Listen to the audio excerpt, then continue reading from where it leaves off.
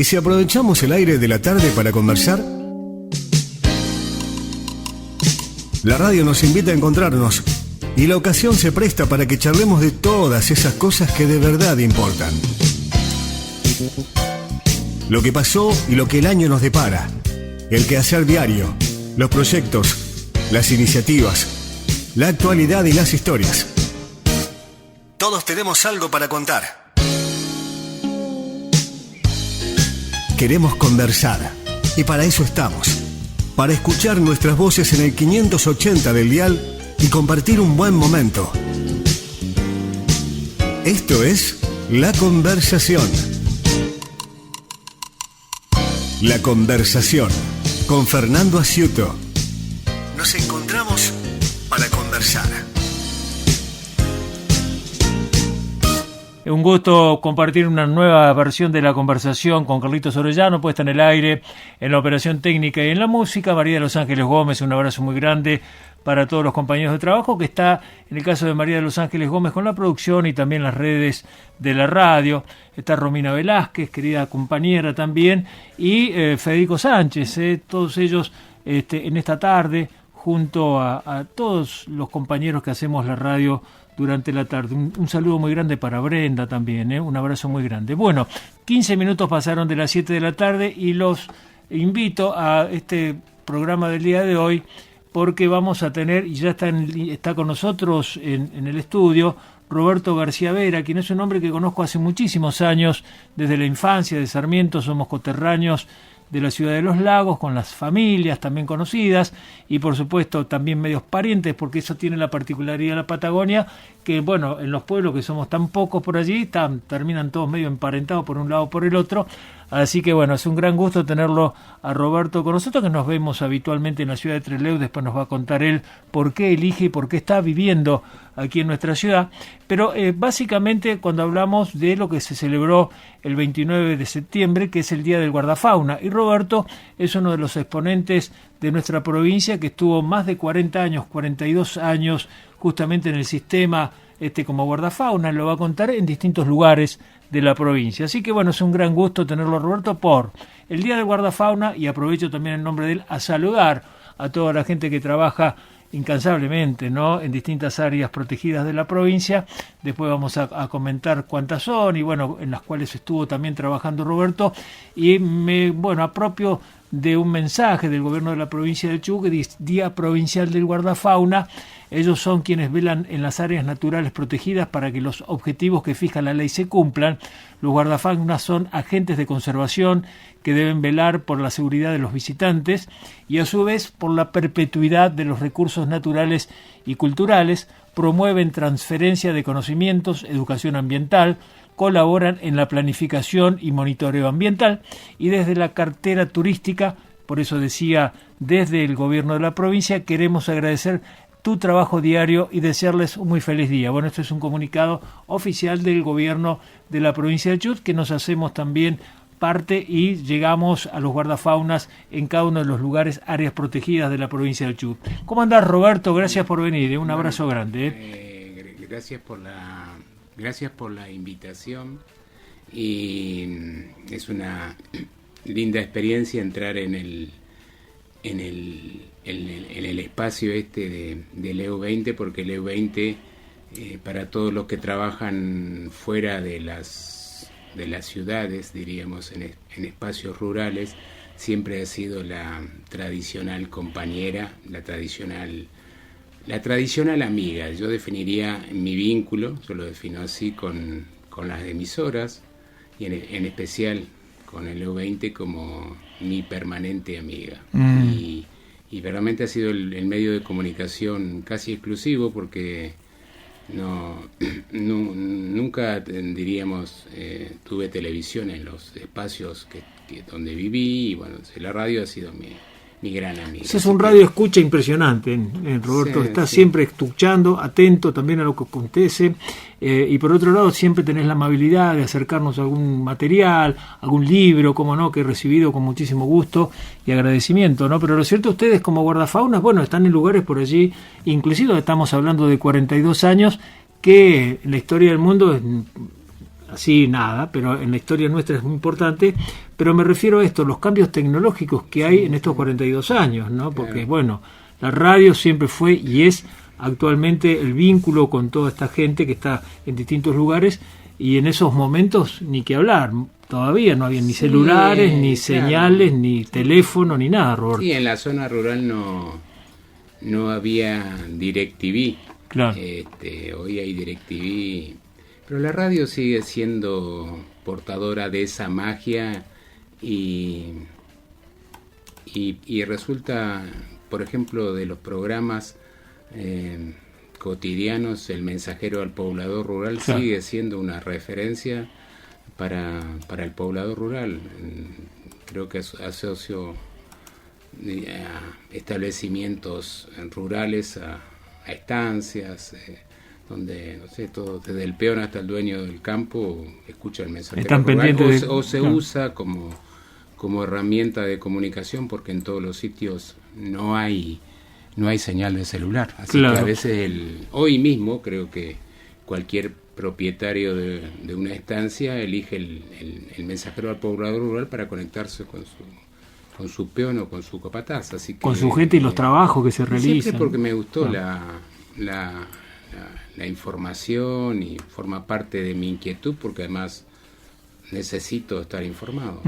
Tuve Roberto, escuchame, ¿dónde naciste, Roberto, vos? Yo nací puntualmente en Comodoro Rivadavia, pero diríamos que mi mayor influencia infantil ha sido, mi mamá era nativa de Sarmiento, y bueno, mi mayor influencia, que tiene que ver con un perfil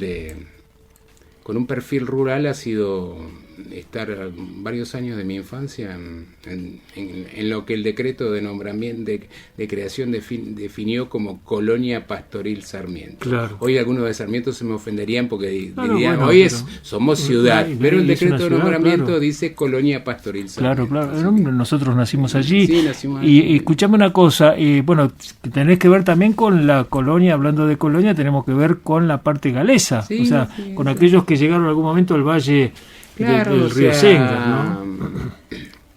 Para mí, mi padre era nativo de la provincia de Buenos Aires, también un escenario rural, partido de Tres Arroyos, y mi padre vino al sur, vino primero por el servicio militar, y después, bueno, le gustó el sur. Él era de profesión así de gastronómico, y bueno, vio y se ubicó en ese ámbito, trabajó con gente reconocida en el ámbito de la gastronomía en Comodoro, estuvo en el histórico Hotel Colón de Sarmiento, y ahí conoció a mi mamá. Estamos hablando de principios de la década del 50, así que ahí está la historia. Es una mezcla de un nativo de partido de Tres Arroyos, pueblo de Copetonas, y mi mamá nativa de Sarmiento. Y en el caso de mi mamá, yo heredo el mayor vínculo que tuve en mi infancia ha sido con la familia de mi mamá, y a partir de ahí heredé diríamos que toda la cultura galesa, y a partir de un bisabuelo que es David Jenkins, que él viene acá y viene en el Vesta, el barco que trajo la gente que iba a trabajar en hacer la trocha para el ferrocarril entre Puerto Madryn y Trelew. Y mi bisabuelo ya estaba casado, así que los casados de las puntas del riel, él estuvo acá en Trelew, y después se fue a vivir a Gaiman, y después se va a Colonia Pastoril Sarmiento, porque acá ya en Gaiman no había lotes para entregar, no había chacra. Estamos hablando de el Vesta llega en 1886. Yo entonces reconozco en mi bisabuelo una gran influencia. Él era un hombre de mucha fe, fue el primer pastor evangélico en Colonia Pastoril Sarmiento. Estoy hablando del año 1901. Y mi mamá, bueno, nació ahí en Sarmiento. Y así que diríamos, si hay una impronta en mi cultura, obvio que la cultura galesa y en particular, diríamos, la de mi bisabuelo. Estamos con Roberto García Vera en esta linda conversación de hoy, un hombre que estuvo más de 40 años, 42 años exactamente, en el sistema, dice él, como guardafauna. No sé si siempre estuviste como guardafauna, Roberto, o cómo fue la historia, pero bueno, lo cierto es que arrancaste donde, en Sarmiento, porque estuviste estudiando en Comodoro también. Yo ingreso como auxiliar en el bosque petrificado. Si bien yo viví en Comodoro ya en la etapa del recorrido de un adolescente con la escuela secundaria, yo fui al Instituto Secundario de Biología Marina. Uh-huh. Y después se da la posibilidad que me avisan ahí de que necesitaban cubrir con un auxiliar el bosque petrificado, y bueno, yo tenía un vínculo familiar con el titular, que era Juan José Valera, así uh-huh. que él me dijo, presentate en ese momento se definía como jefatura de zona en Comodoro Rivadavia, un tal Milton Goodley era el jefe de zona.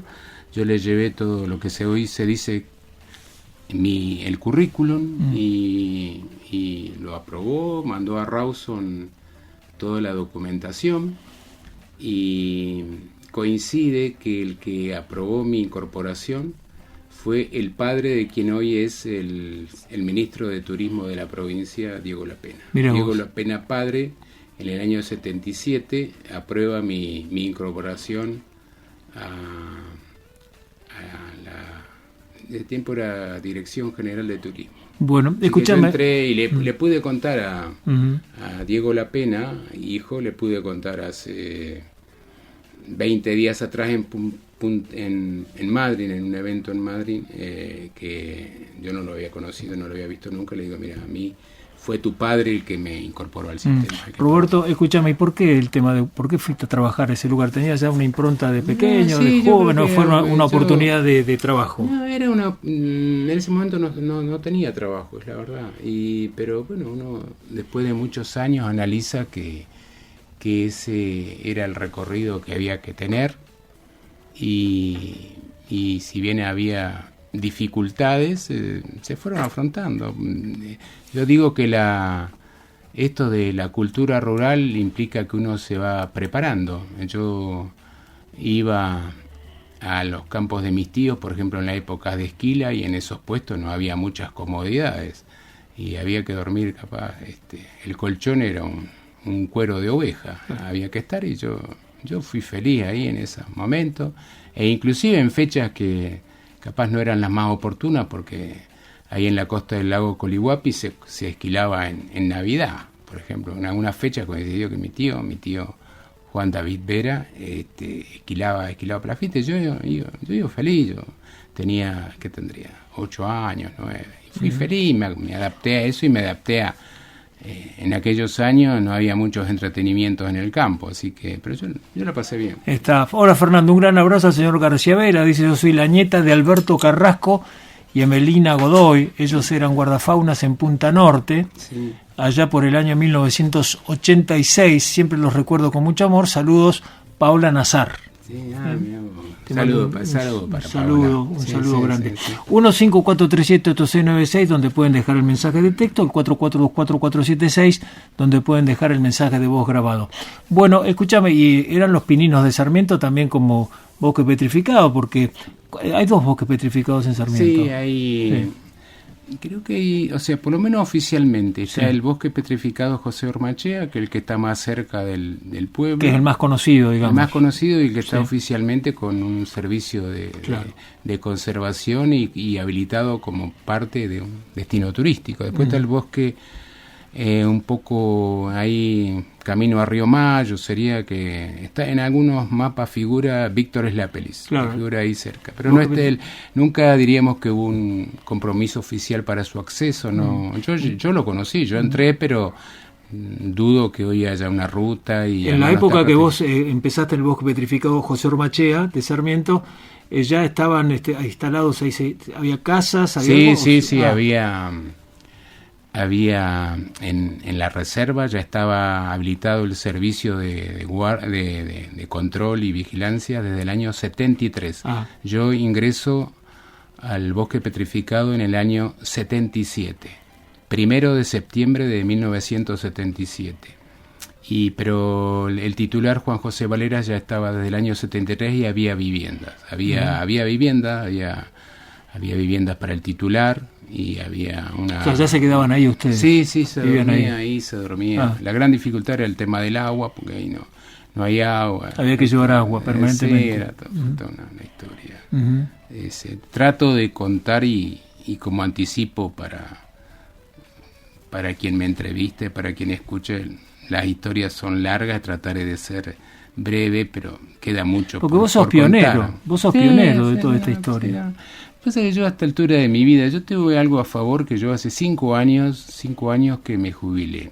Entonces tomé distancia de los lugares donde estuve viviendo muchos más años, que es en la península Valdés. Y uno analiza y bueno, se hizo lo que se pudo. Hay tantos, a vos que también te gusta la historia, hay distintos protagonistas. Uno ya estaba preparado. Vuelvo a insistir que esto de estar en un puesto de campo sin grandes servicios y yo vengo de esa familia y uno tiene los genes y de pronto podíamos decir que, qué sé yo, podríamos decir caso en el bosque petrificado, el problema crónico del agua y a veces puede aparecer como víctima el que estuvo ahí. No fueron dificultades, se pudieron superar. Ese es el gran mérito. A veces en la evaluación desde las nuevas generaciones, hasta de los colegas que pueden ingresar nuevos al sistema, se plantea como que fuimos víctimas. Y yo digo que todas son experiencias que le dan más brillo al desempeño porque hubo dificultades y se pudieron superar. Ahí está el mérito. O sea, obvio que el ideal es tener agua permanente siempre, tener energía eléctrica, pero bueno, esos fueron, ya digo, el primero estaba preparado y además me sirvió también lo del bosque petrificado. Y después hay cosas que a mí me pueden resultar hasta anecdóticas y no me afecta. En algo, esto de que faltaba el agua en el bosque petrificado, la única fuente segura que había dentro de la reserva, recuerdo que el titular Valera siempre hablaba del lloradero, era un mini manantial, brotaba agua de uno.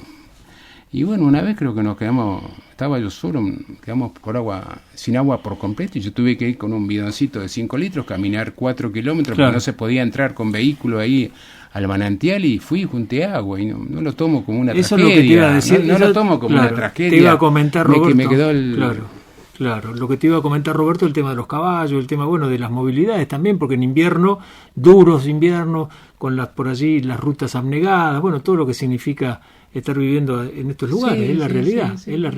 También ustedes están capacitados para hacerlo, ¿no? Roberto, escuchame una cosa, y eran épocas también donde todos, me incluyo, no teníamos tal conciencia tampoco del cuidado. Ustedes fueron precursores en ese aspecto, me parece fundamentales también. Y es así en tener ese contacto con quienes íbamos a distintas reservas, ¿no? Desde la península, de Sarmiento, de Camarones, hablamos de los lugares de la provincia del Chubut, o ir a la cordillera, estos lugares que tenemos paradisíacos. Pero también un poco llegarle a la gente con otro concepto, ¿no? Del cuidado, del no llevarse ninguna piedra, de no llevarse ningún pedazo de árbol petrificado, de cuidar los lobos, de cuidar los elefantes marinos, de cuidar la naturaleza. Eso ustedes fueron precursores también, porque hubo un cambio importante, ¿no? Hay un cambio y no sé si todo lo que hubiera sido lo deseado, pero ha habido. Creo que a partir de la década del 80 hay casi como un movimiento. Ya se da en 1972 se da la cumbre de Estocolmo, donde las Naciones Unidas toman conciencia que la conservación de la naturaleza, se termina la conservación por partes y es un problema global. Y después acá también diríamos que esto de las reservas y otras cuestiones cambia falta mucho todavía.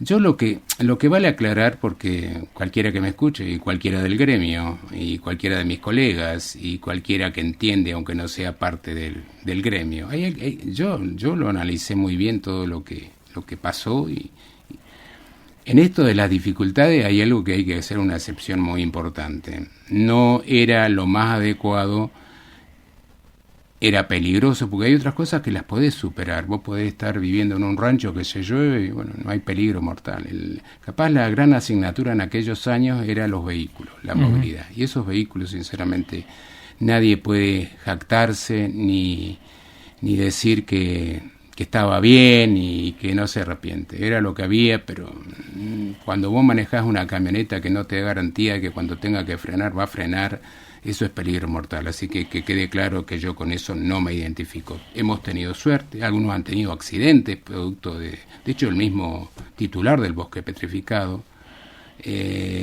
Yo alguna vez también compartí un vuelco en el año 97 en la Ruta 1, acá a 20 kilómetros de Rawson. Entonces eso, que quede claro, no hay aventura cuando salvo alguna excepción muy especial de un día o dos en forma regular. Lo correcto es que en zona rural, y para inclusive el servicio de lo que puede hacer, estar atento a las necesidades de lo que te rodea en un vuelco, el tema de los vehículos, yo diría que se puede perdonar, pero no se puede aceptar nunca más ni en el presente ni en el futuro, porque es cosa seria, porque ahí está en juego. Digo, eso deja de ser aventura, porque yo tengo la experiencia de terminar ahí dando vuelcos en la ruta, y eso ahí estás en las puertas, no sabes si del cielo o del infierno.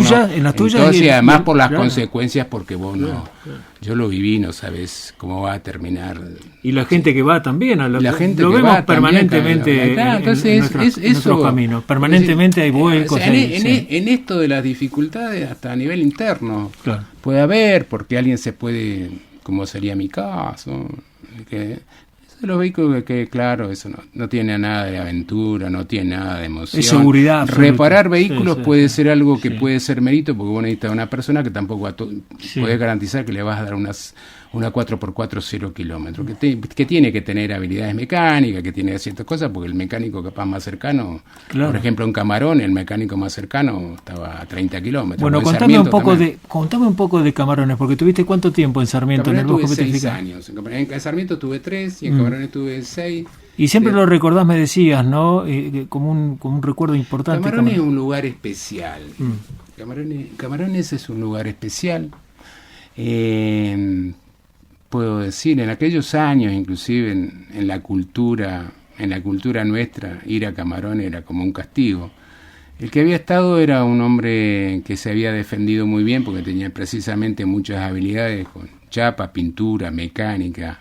Hablo de Eduardo Ibarra. Ibarra fue el primer guardafauna que estuvo. ¿En qué lugar exactamente? En Cabo Dos Bahías, que estaba a 28 kilómetros. Ibarra las hizo todas. Ibarra, además era de ahí, había estado juntando algas en Puerto Melo, era un vaqueano, y además era del lugar. Ahora, para uno nuevo que fuera, es particular, para llegar desde el pueblo de Camarones, o sea, donde se termina el pavimento, después tenés 28 kilómetros de camino de tierra, y a mí me tocó en el año 92, en el mes de mayo, se llueve todo, y se cortaron los caminos, y no entrabas de a caballo, o sea, no es para cualquiera, y ahí para todo el camino hubo lugares. Yo recuerdo que ese mes de mayo, creo que en total, no sé si nos cayeron como 300 milímetros, una noche, nunca me olvido, la primera noche cayeron 120.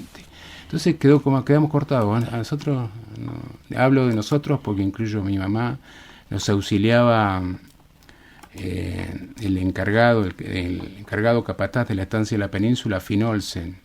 Y así todo, hasta con el tractor él no podía entrar, así que yo hasta para hablar por radio iba caminando a la estancia, que había que caminar, cortando camino, hacía 7 kilómetros para hablar por radio. Entonces no es para cualquiera. Entonces, siguiendo con la historia, yo las viví todas en Camarones, no sé si todas, pero bueno, eso de los caminos cortados es también peligroso, porque si tenés que salir y tenés algún problema de salud.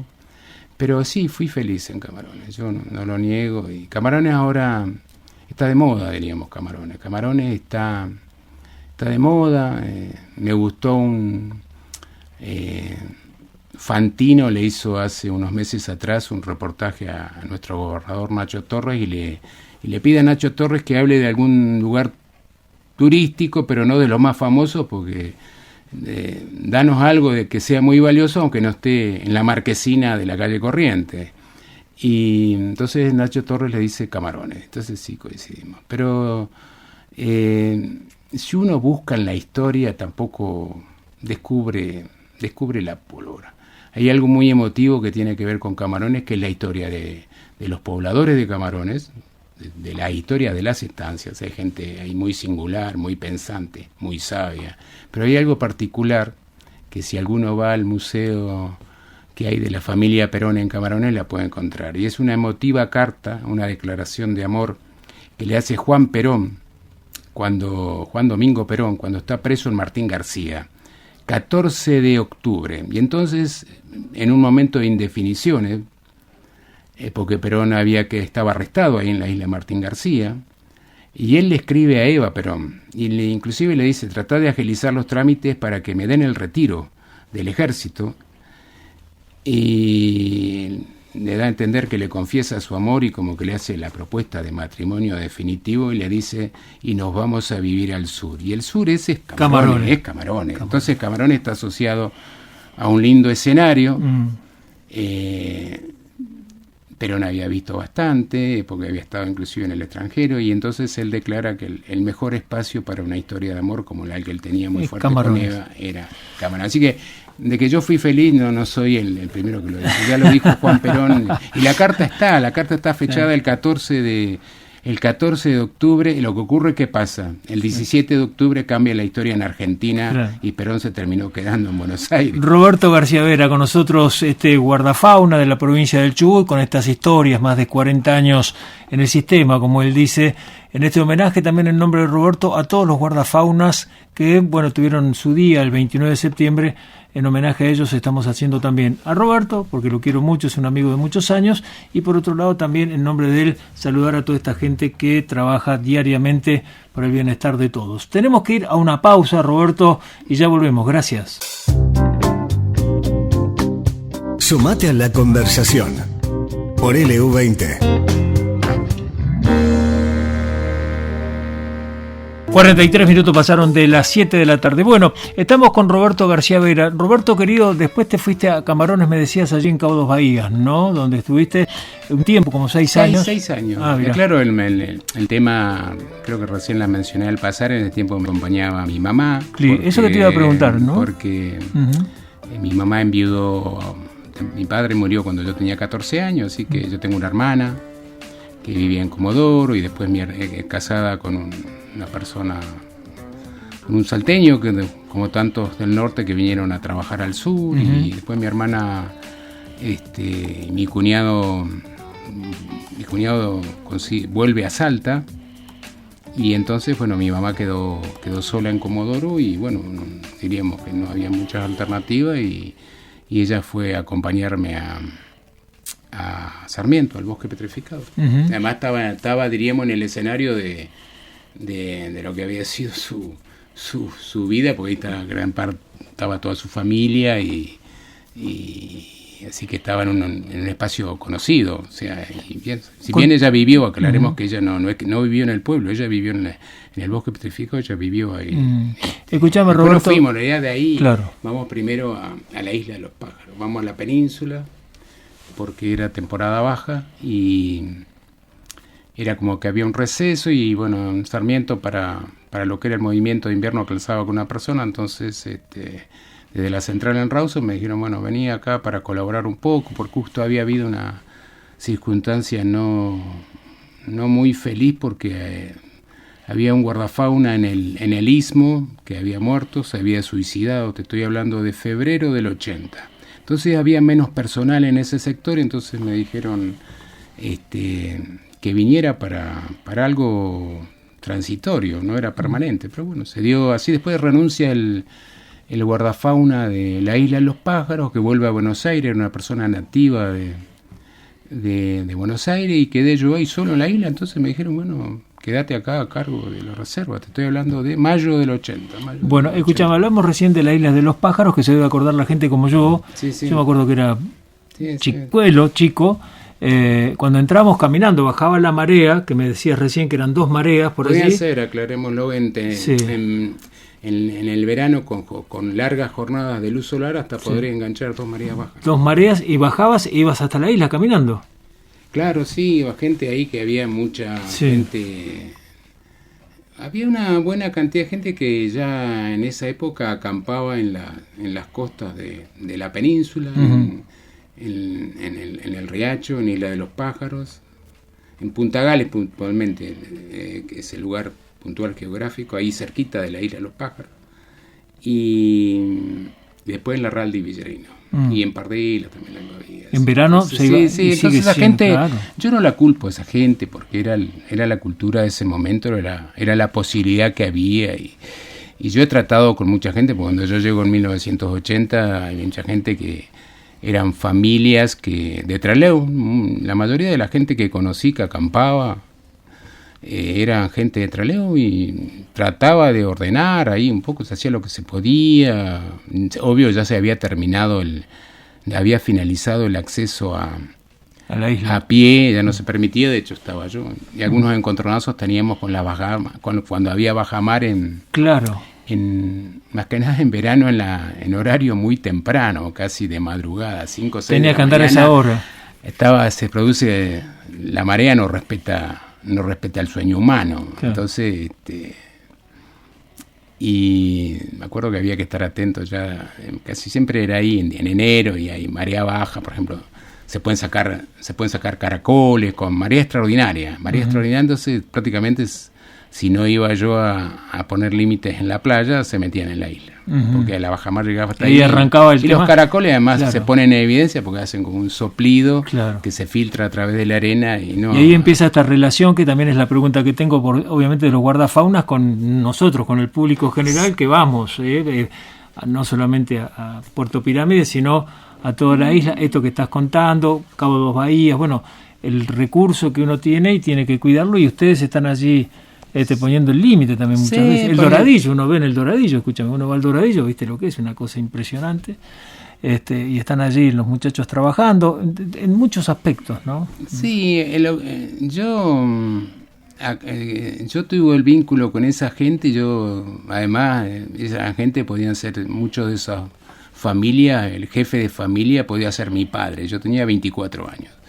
Y por ejemplo, te cito un caso de gente que me trató con bastante cariño, por ejemplo, la familia Monchot, y que me disculpen algunos otros apellidos de familia, y compartían conmigo. Yo creo que ahí empiezo a descubrir la manera correcta de relacionarse, porque si yo voy con autoridad ahí a matonear,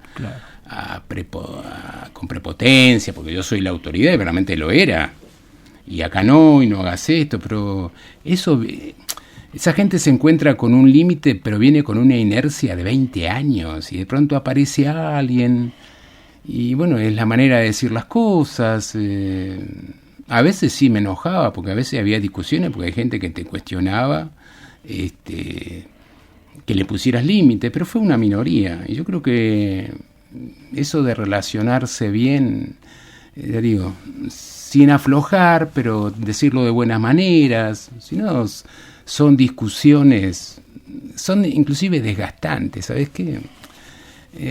Yo que generalmente he tenido bastante tendencia por cuestiones legales y de debatir y qué sé yo, al final de 10 discusiones, al final del día te ganaste 9, pero terminás fundido. Es así, terminás emocionalmente muy desgastado. En verano... ¿En esa época dónde vivías, Roberto? Yo vivía ahí en la reserva, vivía ahí, tenía los guardafaunas de apoyo en el Istmo Meguino, que era José María Musmesi, que después fue a trabajar y cumplió funciones en la Fundación Patagonia Natural. José María Musmesi y su esposa Liliana Peinado, compañeros extraordinarios. En el Istmo ahí. En el Istmo, sí, ellos vivían en la casa estaba en el sector de la Isla de los Pájaros. Y hacían el viajecito de la costa al Istmo todos los días para cumplir funciones de 8 a 20. Algo parejo ha sido el horario que siempre fue de 8 a 20. ¿Y vos vivías también ahí en ese lugar? Sí, yo vivía con mi mamá, había vivienda las viviendas están, o sea, esto acá tendríamos que tener 5 programas de conversación. El tema es muy amplio. La historia de las áreas protegidas empieza en la década del 60. Asume como primer director de turismo Antonio Torrejón. Y Antonio Torrejón tiene buen aporte ahí, él reconoce en un momento, en realidad primero a Antonio Torrejón para asumir como director general de turismo tiene el aliento del médico de Madryn, del médico Moré, de Pichón Moré, que lo impulsa para que asuma la dirección general. Era gobierno de Roque González.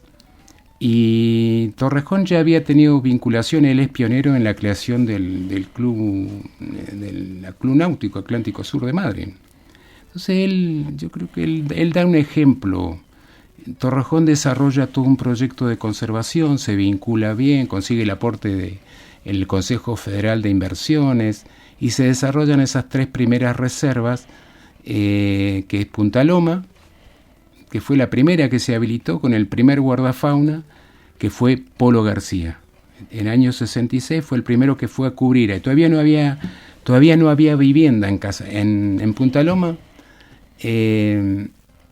Después sí se construyen las primeras viviendas y ahí el que asume como titular es el famoso buzo de Madryn, Peque Sosa, con su familia, con su señora, ya estaba casado Peque.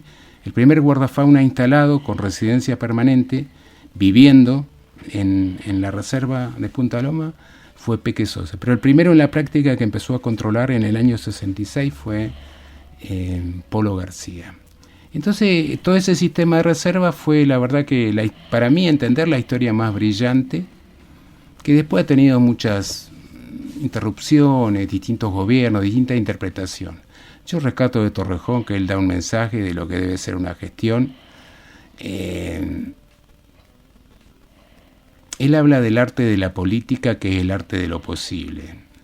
Y él además, Torrejón, da el ejemplo porque Torrejón pensó en grande. Ahí está la diferencia. Si analizamos la historia de la provincia del Chubut, nos encontramos que la diferencia la hicieron los que en distintos escenarios, no solamente en la provincia de Chubut, los que pensaron en grande. Y Torrejón desarrolla todo ese sistema de reservas que después fue avanzando. ¿Qué fue? ¿El primero Punta Loma entonces? El primero es Punta Loma. Sí, año 66 había había una lobería y Torrejón era práctico. Él siempre dice que entre gallos y medianoche apareció la huella a Punta Loma. y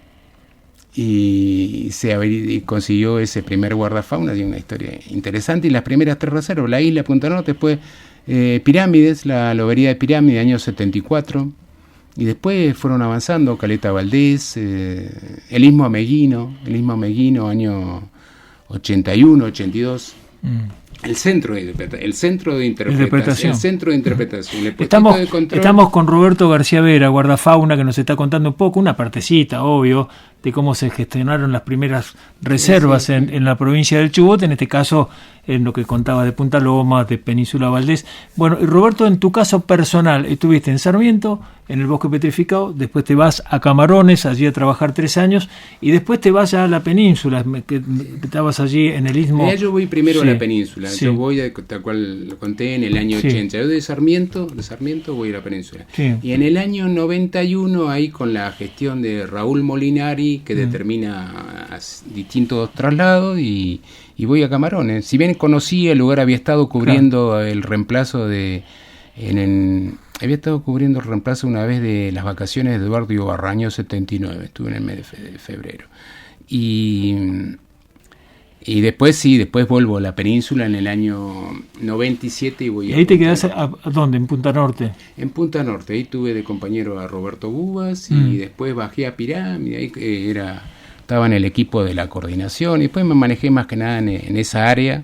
Estuve mucho tiempo en el desempeño, cuando se habilita el desempeño, y después terminé en Punta Delgada, año del 2015 al 2019, casi 2020. Yo me jubilo en la época de la pandemia.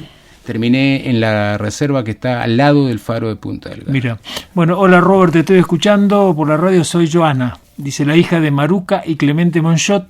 Me emocioné mucho cuando nos nombraste. Dice, yo hice la carrera de licenciada en Ciencias Biológicas por todo lo que me enseñaste de chica. Las gracias te doy por todo. Bien, qué bueno. Mira qué lindo mensaje. Maruca y Clemente Monchot. Sí, eso ya digo yo. Por eso, en realidad el compromiso es escribir lo que uno tiene documentado, lo que tiene en la memoria. No es fácil sintetizar este tema de la vigilancia, del cuidado de la naturaleza. Es un tema muy amplio, muy amplio. No es fácil encontrar pocas palabras para dar una síntesis y hasta para también entrar a señalar lo favorable, las fortalezas y las debilidades. A veces acá pongo un bocadillo, cuando uno analiza y define cómo tiene que vivir, vuelvo a insistir, Torrejón tuvo una influencia no solamente desde lo laboral, sino su manera de pensar, y yo estuve al lado de esa gente. Entonces es como que aunque yo hoy estoy jubilado, uno sigue vinculado a los lugares y tiene agradecimiento también. Yo creo mucho en los criterios de vida, y uno en definitiva desarrolla en su trabajo una manera de pensar. Eso creo que coincidiremos, te conozco, y cuando hasta de lo que uno hizo no hago mucho barullo, tiene su mérito, hago las excepciones. Con el tema de los vehículos y su seguridad, eso no es broma. No puedo hablar de aventura, de que andaba con una camioneta que no frenaba, porque Dios me debe haber cuidado, si no me hubiera matado hace rato. Yo una vez en Camarones, en una bajada muy complicada, iba con mi mamá y nos quedamos sin freno, y atenti, y yo le dije, mamá, prepárate porque no caí la frena. Agarrarse. Y yo creo que de 10 oportunidades, en 9 te pegás el palo, porque no había escapatoria. Que si te quedas sin freno, pero tenés banquinas amplias, vos podés disparar para los costados. Pero cuando tenés 2 rocas a los costados, vos decís, eran 2 curvas seguidas, curva y contracurva. Acá hay que embocarla y que no viniera nadie de enfrente, porque la trocha, el caminito era muy grande. Entonces, para uno. Eso lo aclaro, eso no tiene nada de aventura. Y no lo quiero decir porque como se puede tomar como referencia, mis palabras pueden decir sí, no, que cada autoridad y que cada guarda defienda su vida, porque todo empieza por ahí. Primero nos cuidamos a nosotros mismos. Entonces, con eso, después de otras cosas que yo podía decir que no coinciden, capaz, capaz hoy un guarda que el Zeppelin de gas está por terminar, plantea que hay una emergencia porque se va a quedar sin gas. Bueno, no sé, anda a buscar leña en los alrededores que debe haber, hacer fuego en el fogón, cocinar. Eso no es de vida o muerte. Ahora lo de los vehículos no es chiste, porque además lo sufrí. Y de pronto a nivel vale aclarar, porque uno define los criterios, y yo mencioné a Torrejón, y uno define los criterios de cómo quiere vivir también. A mí me copan los referentes rurales, y un referente rural, porque su único título conocido oficialmente fue el de mecánico rural, y me refiero a Juan Manuel Fangio. Y yo rescato mucho, yo no voy a correr como Fangio, no soy tan tuerca como el mundo del automovilismo lo es, pero hay una frase que a mí siempre me marcó mucho de Fangio: intentar ser el mejor, pero nunca creerse el mejor. Entonces, venir acá a exponer que uno la hizo toda bien, porque además en algunos casos hemos tenido suerte y nos habremos equivocado también. ¿No? Bueno, hay que Roberto, nos quedan 2 minutitos de programa. Decime un lugar, como tantos que habrá en la provincia, donde, vos decís, este es mi lugar en el mundo. Si es que está. Por ahí capaz que no. Sí, capaz está. Que... Yo el escenario, yo mucho antes de pensar tenía ya, faltaban como 10 años para que me jubile, y no sé, yo soy un hombre de fe, y yo le dije a Dios, ¿dónde atravesaré, dónde recorreré mi vejez? Y era 2 lugares, Camarones o la Península Valdés. Y Dios decidió que sea la Península Valdés, y yo en Pirámide ahí tengo algo ya definido.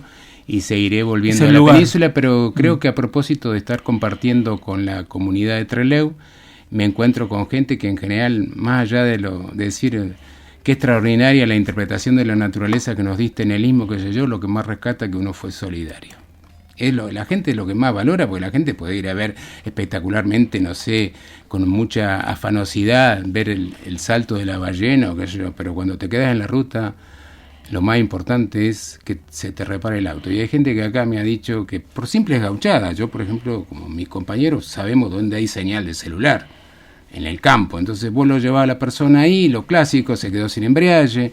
Entonces un sábado al mediodía ese habitante de Trelew tiene que ubicar al suegro, al cuñado o al vecino para que lo vaya a buscar. Y yo más o menos en esa loma en esa estuve, lo acompañé, capaz, claro. De hecho se había quedado sin vehículo y yo lo tenía que llevar con un vehículo que hasta podía ser el propio. Y hay gente que me ha dicho, yo de vos no me olvido más, así que ya con eso, y vuelvo a insistir que la actitud solidaria a veces, más que nada cuando andás fuera de tu casa, la gente en ese momento es lo que más valora. Entonces, si cumplían eso y eso, la gente acá te lo reconoce. Roberto, igual, gracias. Además, aclaro, gracias a todos. Nadie puede decir que se ha desarrollado sin necesitar la ayuda. Y yo he tenido muy, muy buen acompañamiento del poblador rural y del poblador de las ciudades urbanas. Acá de Trelew, de Madryn también, de Rawson también tengo. Roberto, querido, amigos. Te agradezco mucho.